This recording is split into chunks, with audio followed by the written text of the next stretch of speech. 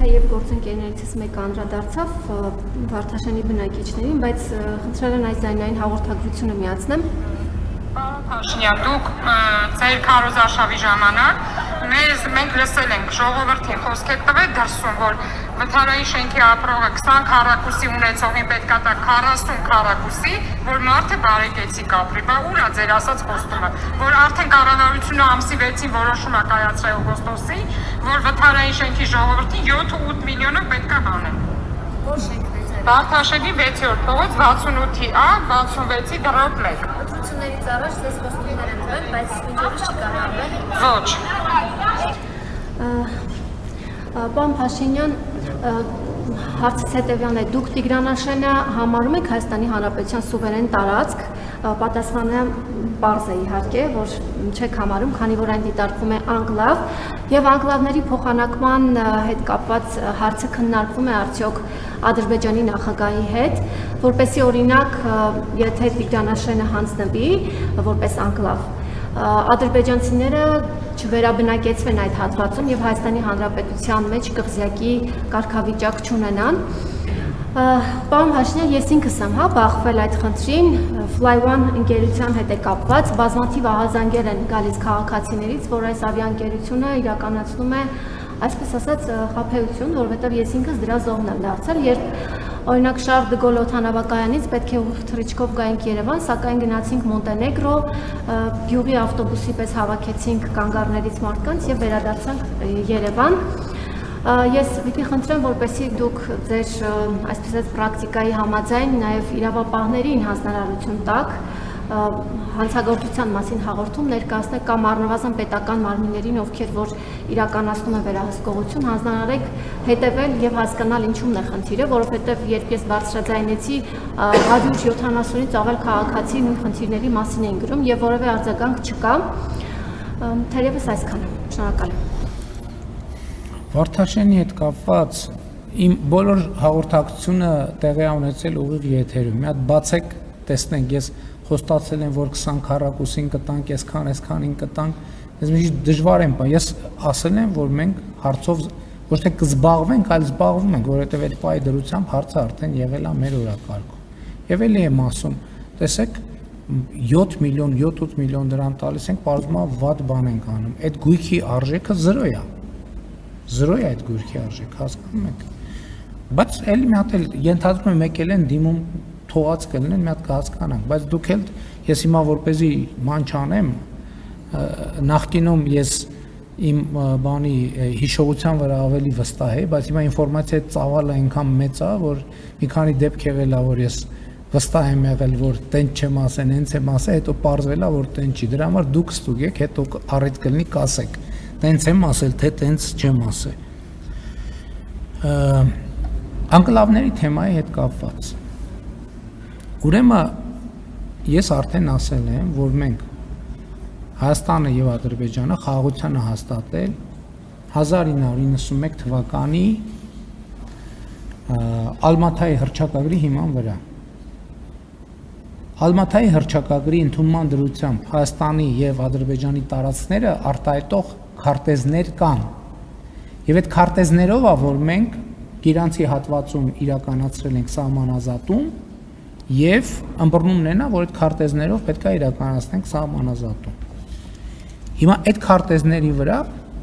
Արցվաշենը Հայաստանի տարածքը, Քյարքին Հայաստանի տարածքը չի, Բարխուդարլուն Հայաստանի տարածք չի,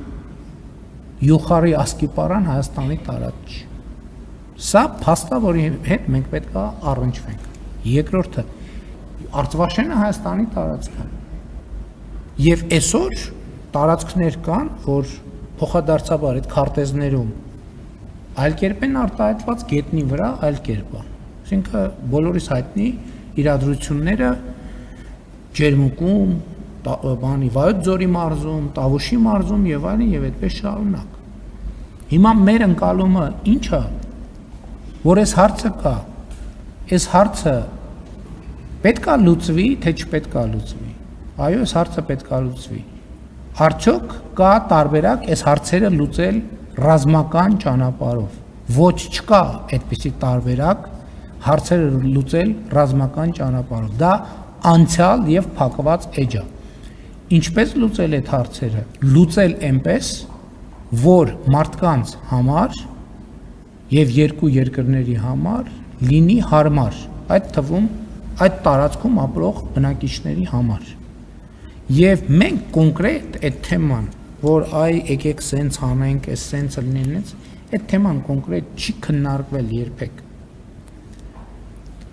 Հրապարակային այդ թեմայի շուրջ ավելի շատ բան ասվել, քան բանակցությունների սեղանի շուրջ։ Եվ սահմանազատման գործընթացում մենք պետք է այդ խնդիրները հասցեագրենք։ Այստեղ կա պրինցիպիալ մի խնդիր, եւ ինչա 1991 թվականի Ալմաթայի հռչակագիրը։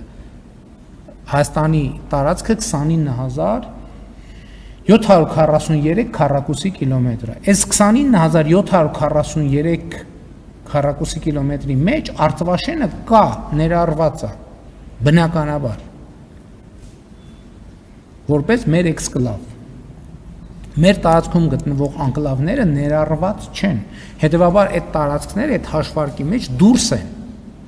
29743 քառակուսի կիլոմետրից։ Բայց սահմանազատման process-ների արդյունքում Հայաստանի տարածքը պետք է լինի 29743 քառակուսի կիլոմետր։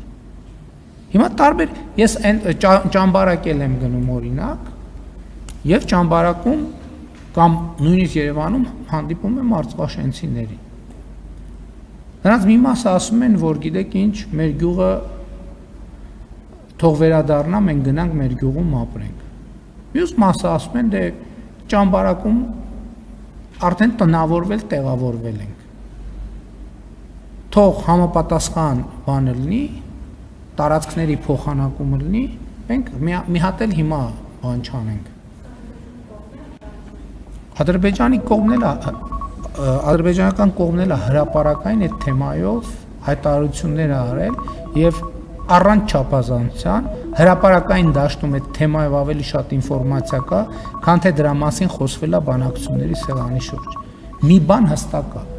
Մենք այսօր չունենք ոչ մի պայմանավորվածություն, ոչ մի արձանագրում, որ հարցը պետք է լուծել կամ այս կերպ կամ այն կերպ։ Մենք ունենք հստակ ըմբռնում եւ դա արձանագրված է